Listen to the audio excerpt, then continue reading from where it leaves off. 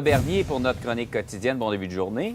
Bonjour. On va parler de l'affaire Gilbert Rozon. En fait, on a eu sa première réponse par la bouche de ses avocats à ces allégations dont il fait l'objet, cette demande de recours collectif de la part du mouvement qui s'appelle Les Courageuses, une vingtaine de victimes qui disent avoir été agressées sexuellement par Gilbert Rozon entre 1982 et 2016. Et sa réponse, allez nous mettre en contexte, là, sa réponse, c'est qu'il va se battre contre ce recours collectif-là. Oui, bien, je ne veux pas gâcher la nouvelle, mais c'est quand même très banal du point de vue judiciaire ce qui se passe avec... parce que lorsqu'on fait une demande introductive d'instance, dans ce cas-là, on fait une demande, il faut que ça soit autorisé, évidemment, mais dans toute demande, il y a ce qu'on appelle une réponse. Une réponse, c'est un document de cours où est-ce qu'on fait seulement dire, bien, qu'on est là puis qu'on va se défendre. On dit, est-ce qu'on conteste? Est-ce qu'on voudrait aller en médiation ou même est-ce qu'on voudrait régler le montant? C'est seulement ça. C'est qu'avant 2016, on appelait ça une comparution. On se faisait poursuivre, on comparaissait. Mais dans la comparution, on ne disait rien, là. Et c'est ça la nouveauté, c'est que le nouveau Code de procédure civile prévoit cette réponse-là. Et c'est seulement, je vais vous dire, c'est rare qu'on voit que quelqu'un coche je vais payer le montant, surtout quand on parle d'au-delà de 10 Ça pourrait se millions. terminer de même, Maître Bernier, éventuellement après peut-être 1 an, 2 ans. Ça pourrait, parce que ça se règle souvent hors cours, ces choses-là. C'est ça.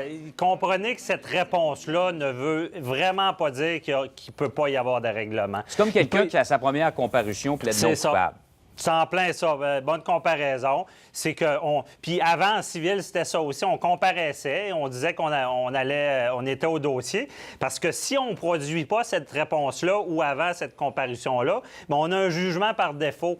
On a déjà vu ça. On poursuit quelqu'un, pas de nouvelles, jugement par défaut, 70 000, c'est fait. Là, ça aurait été au-delà de 10 millions. Fait que c'est sûr que la réponse allait venir et c'était prévisible que dans cette réponse-là, il aurait pu cocher médiation, mais avec le dossier, on s'entend qu'il aurait admis quasiment une partie. Et d'autant plus que la partie criminelle, on ne sait pas ce qui va se passer. Bien, il y a des plaintes criminelles également. Éventuellement, il va peut-être avoir des accusations contre lui. Alors, il veut se garder toutes ses possibilités au point de vue civil. C'est ça. Mais c'est vraiment à ne pas confondre. On n'est pas au criminel. Il n'y a pas d'accusation criminelle. Pensez au cas O.J. Simpson aux États-Unis, où est-ce que lui avait été poursuivi au civil. Il avait perdu au civil une grosse somme d'argent. Mais au criminel, il avait été acquitté. Je veux dire, c'est vraiment pas la même chose. Deux systèmes. C'est monétaire. Là. Et deux preuves totalement différentes. C'est ça. La prépondérance de preuves au civil et hors de tout doute raisonnable au criminel. C'est ça. Lac mégantic, là, c'est intéressant ce qu'on a entendu hier, parce que là, c'est l'avocat Tom Harding qui parle. C'est le dernier des 3 accusés, avant que le juge, probablement aujourd'hui, donne ses instructions au juré ou peut-être demain matin.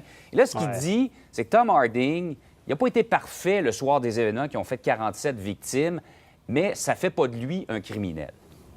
Bien, c'est quand même une bonne plaidoirie dans ce dossier-là, on le rappelle, qui est très complexe, qui est très difficile du côté juridique, parce qu'on parle de négligence criminelle causant la mort, on le dit, c'est un comportement déréglé, téméraire. Une personne normale, un conducteur de train normal n'aurait pas fait ça. Mais là, on se rend compte que toutes sortes de choses intervenues. Le fameux feu dans la locomotive qui aurait fait que les freins à air ne marchaient plus, que le frein d'urgence ne marchait plus. Donc, la plaidoirie est bonne. C'est de dire, est-ce qu'il a fait son travail parfaitement? Peut-être pas, mais il n'a pas commis une négligence qu'il savait qui mettrait la vie des gens en danger. Autrement dit, M. Bernier, c'est pas parce qu'on ne fait pas son travail parfaitement qu'on est coupable de négligence criminelle. C'est où on met la barre, là. Ben oui, tu sais, la négligence, on est au criminel. Là. Ça prend... C'est des actes qui sont répréhensibles, qui sont graves. Là. C'est pas... Il pourrait très bien mal avoir fait son travail et ne pas être condamné au criminel. C'est un autre registre. Et c'est ce qu'il faut bien comprendre. Puis en plus, ce qu'on voit, c'est qu'il voulait retourner sur les lieux. Ça ressemble... La négligence criminelle, il faut vraiment l'action déréglée. C'est à suivre. J'ai hâte de voir ce qui va se passer dans ce dossier-là.